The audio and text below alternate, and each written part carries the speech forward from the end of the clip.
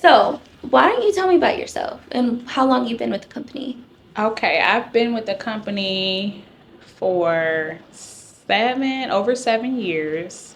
I started out I've had a couple different titles. Okay. So I started out as the office, I think, coordinator. Then it went to strictly human resource. Then it went to ADS program coordinator. I mean, I've kind of, Multiple hats. multiple hats. And then the final one was office manager. And I'm like, okay, that kind of fits me because I can oversee a lot of the duties in the complete, the whole office. So, absolutely. Let me see, what else about me? Well, I'll get a little bit of my background. I am from Flint, Michigan as well. I've been here in Toledo for 8 years. I think it's been 8 years. 8 years. Yeah. It's a long time. It's a long time, unfortunately. But they know I'm still Michigan at heart. Yes, I don't absolutely. rep any Ohio State. Mm-mm. No. Let me see. And I have 2 degrees. My first degree is just associates in applied science for medical assisting. Wasted my time, young, just don't even know what you really want to do. Just pick that on a humbug because I'm like, okay, I can get done easy. I could be a medical assistant. Right. Then I didn't realize how much a medical assistant really does. Right. So when I did my externship, I realized I wasted my time. But it was too late because I was done with the program. Right. So I was immediately, after I graduated with that applied science degree, I immediately got back in school that fall. And then that's how I ended up picking Bachelor's of Health Service Administration. Okay. Because I've always been organized, always been paid attention to detail. I like things to make sense, structure, detail. You can find things, you know exactly where to go. Yeah. And that's where I met Deisha in finishing up a couple of our bachelor classes together. It was funny because she was always the student that sat at the front, especially in Mr. Brown's class. She sat at the front, and I kind of always sat further in the back, not way, way back, but she was always the one answering the questions. I'm just like, oh my God, well, she just let him, let him teach. Let him teach so we can get out of here. It was already like a three-hour class. So we ended up being in a group project together. Like he assigned us groups, and I think she was in our group. And I'm like, okay, she's cool. She know her stuff, and she's still kind of down to earth, And then she did tell us that she had, her business in Ohio. At that time, I didn't really know exactly what she did. So as time went on, she talked about it, and I was like, she's cool. So that's kind of how I met Miss Vines. Yes. Yeah, that's how I met her. So very cool. Very cool. We were actually classmates. 3 hours. That's a long class. Yeah, it was, and it was a night class. Oh. So it was 6 to 9. But Mr. Brown was so cool. A lot of the times he would let us out a little early. Oh, that's because he didn't nice. want to be there all day either. But no one does. That's late. We just want to be home. I used to dread that class. Yes, I dreaded it. Especially I was younger. I just wanted to be out, partying with my friends. Yeah. No, had to go to class. So you said you're an office manager. Yes. What are your day-to-day responsibilities, and what do they look like? My day-to-day responsibilities include, of course, I'm still part of HR, human resource. So I'm trying to recruit, always looking for good staff, good workers for our home that usually consumes my HR. Like the day center is not as hard to staff because everybody wants Monday through Friday. But that house, it keeps me having to recruit because we got to get the right fit in there. Absolutely. So organizing that, so interviewing, orientation, new hire paperwork packets, putting those together. I do on the back end things as far as the UIR logs, which are the incident report logs, making sure those are, done in a timely manner. And it's just like a lot of the paperwork I am preparing and printing off for the next month because I always try to be proactive. Absolutely.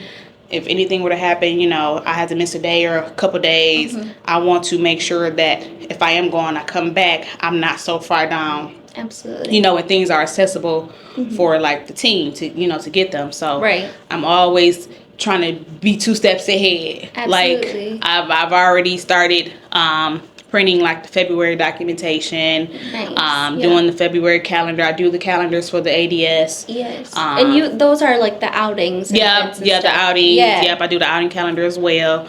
So, I mean, I'm pretty much on the paperwork side. There's always something for me to do. Yeah. Always, you know. Keeps you busy. It keeps me busy. It does. It does. But I enjoy it though because it makes the time go by. Absolutely. You know? So, yeah. No one likes a slow. No, because you're like day. sitting around waiting. What do I do? Yep. It's 10 o'clock. It's 11. Like, by the time, a lot of times when I come in here, honestly, like, okay, I get in at 9, and then next thing I know, it's time to eat lunch. It's 12, and then next thing I know, it's 2 o'clock, and I'm just like, oh my God. Where'd my day go? Yeah. Yeah. But that's okay. Yeah, nothing wrong with that. So what made you get into this industry, and was it something you always wanted to do? No. Okay. Gotten to the field at least 16, 17 years ago. Okay. Back then, I was looking for another job. I wanted to get out of retail. Okay. I found out young that I did not like retail, selling clothes to customers and bothering people. No. So I found a direct care job in the newspaper. Back then, it was newspaper. Okay. And you had to call the number on the Mondays, and I didn't know exactly what it included. So when I talked to the lady over the phone, she was telling me about it, and I'm like, okay, I'm taking care of people. She's like, yeah, but they're individuals with some disabilities and some challenging behaviors. Because we're the group home that I work for, it was more on the mental health side of things. Okay. So a lot of behaviors I had never been privy to before, ever. Okay. So once I did the interview, they sent me to do like a meet and greet, so to speak, observation. And it must have been a good day because I was like, okay, just kind of, you know, they're adults, but they kind of remind you of kids. I'm like, okay, keeping them busy, you know, providing their meals, you know, and all that. So that's how I got into it, on doing the actual direct care, you know. Did that for 7 years straight while I was still in school for the medical assistant at first. And then once I finished the medical assistant and I started my bachelor's, I was like, I don't want to do the actual direct care my entire life. You know, I still want to see on the backside of how it all comes together. I guess on the admin side. Yeah, absolutely. And so the last like year of me being at the group home, I got promoted to be, I think it was called a senior program aide. Okay. And I started to do like paperwork. Okay. So I did printed out the medication records every month. I did those, you know, highlighted for each shift, which shift got to, you know, I did all that stuff. That was organization. I like that stuff. Yeah. And so I did that. I did the grocery shopping, supply shopping. And again, I enjoyed that as well. So I was kind of easing away from that. They gave me a paperwork day where I can do that type of stuff. And I was like, okay, I can do this. Yeah. So then when I graduated with my bachelor's, I went to, it was a nursing. I did my externship at a nursing agency back home in Flint. Okay. And it was different working with nurses, and then I had to learn things their way because nurses, you know, they're a little bit different. They're very particular. Yes. They'll tell you what they're not going to do. I'm a nurse. I'm not making that to such and such. Yes. So I started to do, and my position there was scheduler / human resource. Okay. So I was young. I was fresh, straight out of, you know, college, and I was bringing on different ideas as far as recruiting. I did a lot of new recruiting there. I brought on new nurses. You know, I kind of tidied up things in their office on the paperwork side, got it more organized. So that was that. Did a year of that. Yes. Brought me here to Toledo to the last company I was with as office coordinator. Okay. Did that company for a year. And then Deisha reached out to me, and then, you know, I came aboard. So that's kind of how I got into the field. Now, even though I kind of stepped away from the direct care side for some years, but it's still a passion. Once I've started doing, 7 or 8 years of straight direct care, you start to gravitate and you understand, people like to be treated, treat me like how a human, like I'm supposed to be treated. Right. So, Absolutely. and it's so crazy because then you get on the admin side and you start to, well, for me, I start to kind of miss. I'm like, do I want to step away completely? Yeah. Maybe I can just find a job and just do it, a couple days. Do both. Yeah. And so that's what happened. I was working here. I actually had 3 jobs all in total. Oh, wow. Yeah. Wow. So I had a senior job. I was helping take care of seniors. Yep. Then I had my individuals, my ladies that, on the DD side, and then still doing the admin portion here. That's a lot. I know. That's a lot. It was, of course, before I became a mom, I like to stay busy. My life has always been busy. So yeah, I mean, nothing wrong with that. Yeah. Like we said earlier, it makes the day go by faster. It does. It does. Yes. So, what was your favorite thing about working in the center? At least, was it taking care of the individuals? Was What it getting, are you talking about in the center, like here, or just in the field? In the field in general. My favorite thing was like making a difference. Yeah. I'm not gonna say I started out as the perfect employee. No, I didn't. I had my little shortcuts, learning things. And once I started, years go on, you get to learn. This is really serious. This is people's lives. You have to do things the right way. And it's kind of like our shirts, on one of our shirts say, don't always do what's right, but don't do what's easy, do what's right. I think that's what our shirts say, in the blue ones. But so, and then integrity, that's a big one I learned here. Like, you want to still treat people and do what you're supposed to do when somebody's not looking. So even though managers were there, we're always going to do what we're supposed to do when managers there.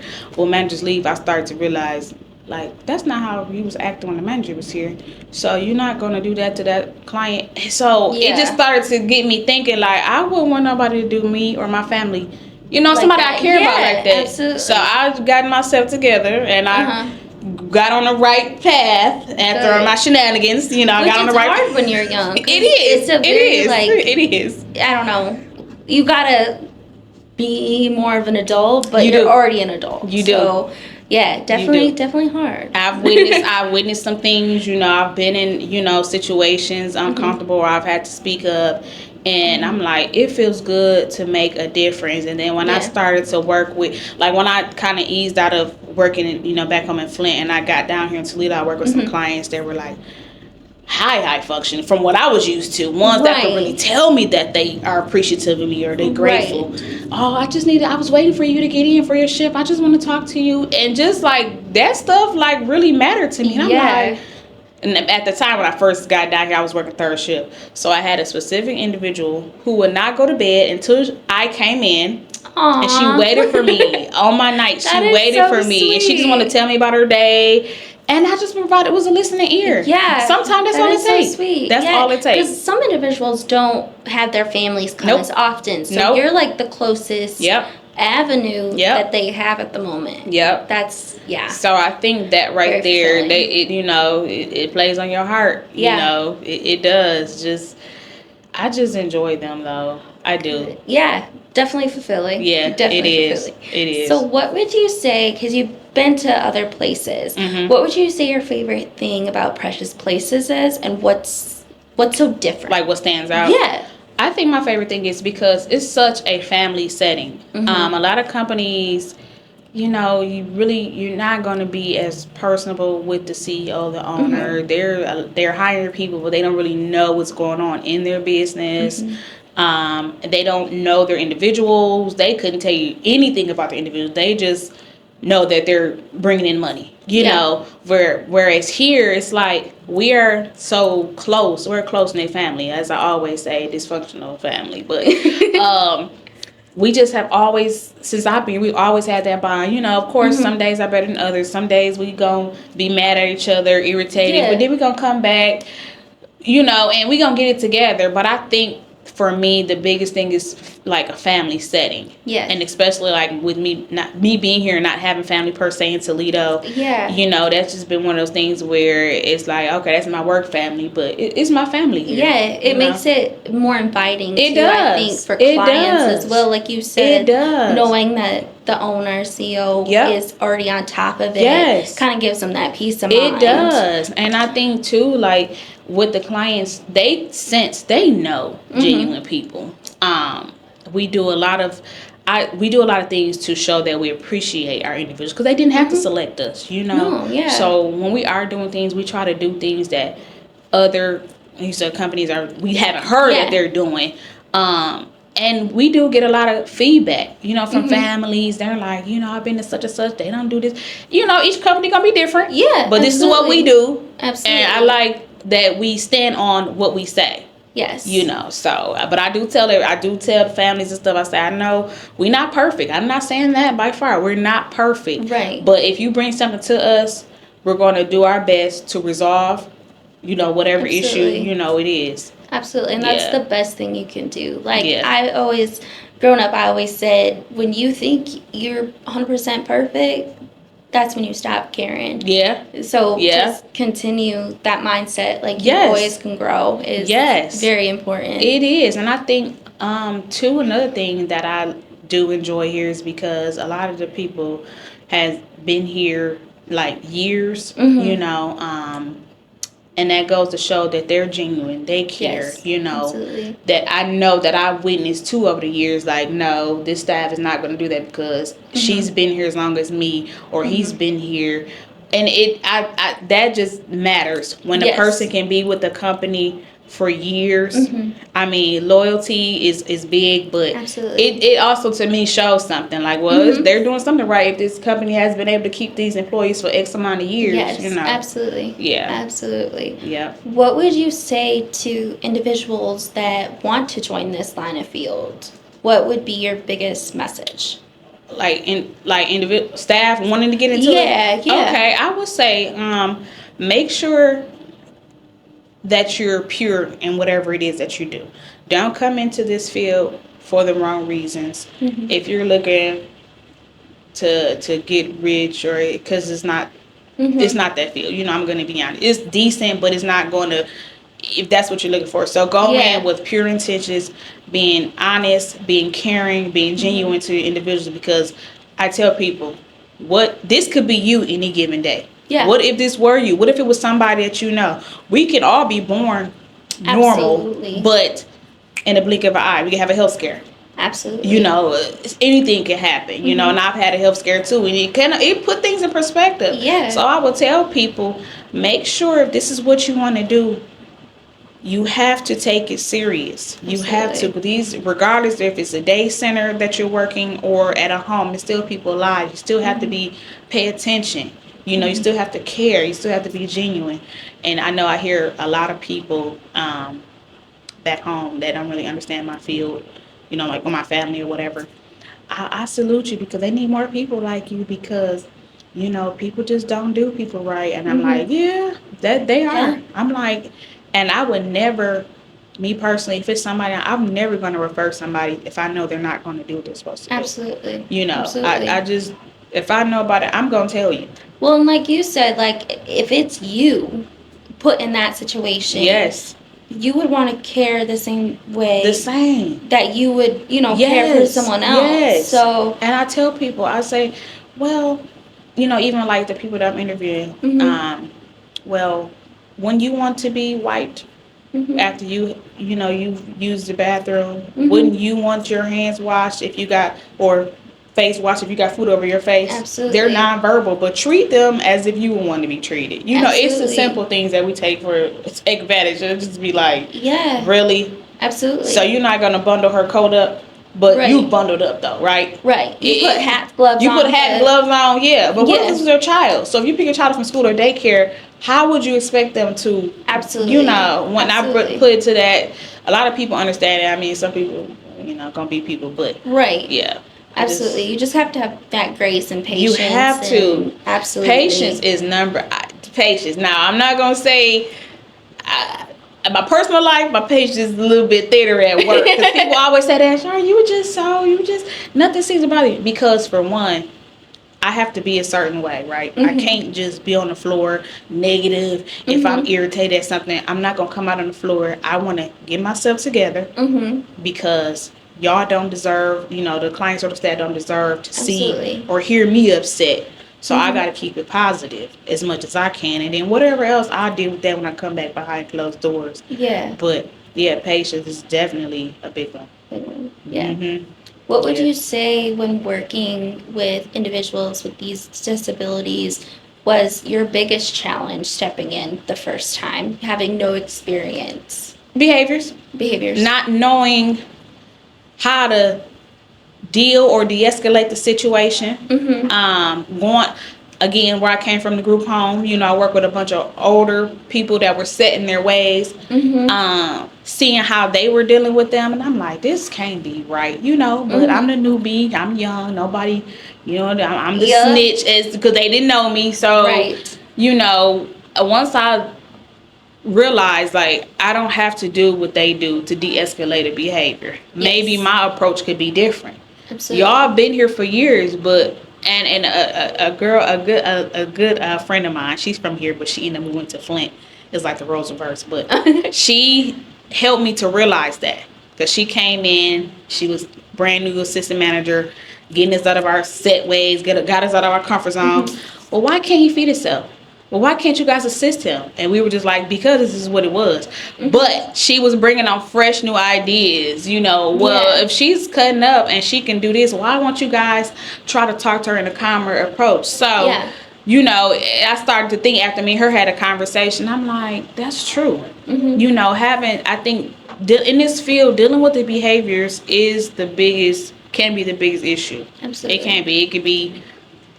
Boy, oh boy, we got stories for days here at Precious Places with some of the behaviors that we didn't have. And we got through them. We got through them, and through trial and error.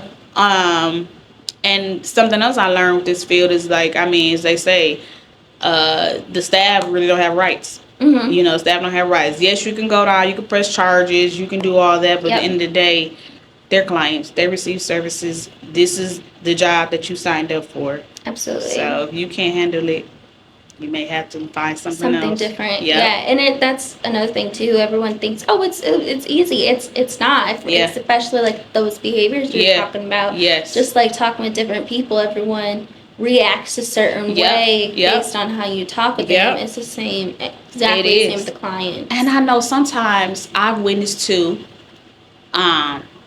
couple incidents over the years, staff react quick and they've got themselves in the MUI and the investigation. Not purposely though. It's just one of the things where it's just like instinct. If somebody finna come at you and charge at you, your first instinct is to protect yourself. Absolutely.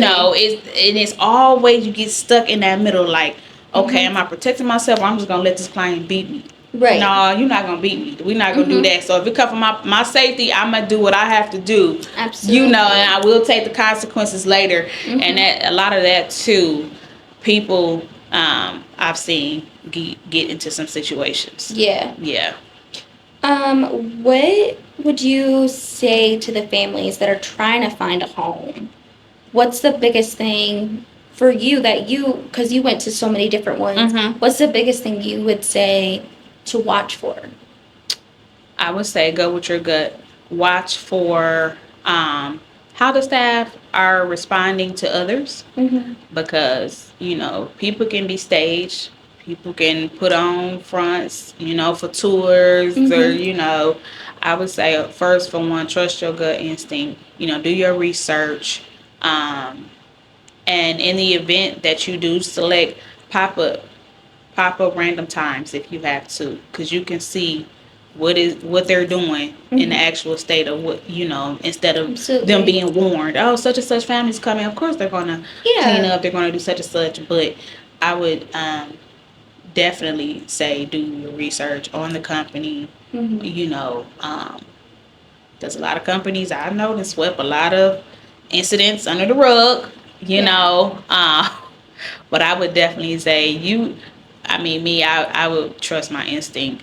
Once I go to a facility or a group home or whatever, a company, I would try to get as much information as I can on that company before I make my final selection. Decision. Yes. Is there anything else that you would tell families that are looking for the homes, or people that want to join this industry? Anything else you would say that's important for them to know? It's important, like I said, other than background, find out how long have they had their individuals in their homes or in their facilities. Find out more about I would say the team. Who you'll be dealing with. You can find out more about the team. The other individuals, say if it's a home, find out what they're, without HIPAA, find out what, because your loved one may not fit for this client, and they've already been there. What if they got extreme behaviors and you got a chill loved one? It may be too much. So find out more about that. I will say though, I know I've been told, shall I say, that caregiving for a family can be a bit much, because you're solely reliable. And it's sometimes that I've been told it's hard to separate the two. If you have to be the caregiver, say, to your mom and to your dad now. The roles has reversed, right? Absolutely. So I would definitely suggest seeking out, looking for those day programs, because you deserve to have a life too still, So I would definitely suggest reaching out, like I said, getting information. The day programs is what a lot of families need. Again, it's Monday through Friday, no weekend holidays. It doesn't have to be every day. Absolutely. But even if you need a break a couple days a week, you got to take care of business. You got family, things that you need to do. I think is very important. Mental health is very serious, and it can take a toll. It can take a toll on you. Being a caregiver, it can. So I would say, go down every avenue that you can. To seek, and don't stop at just visiting one. Go on those tours. If you need to reschedule, if you missed a question, write down your questions for these providers. Absolutely. So you can get all the information that you need, so you can make the best selection for your family and for your loved one. Absolutely. Yeah. Well, thank you for letting me sit down with you today. Really appreciate it. Thank you.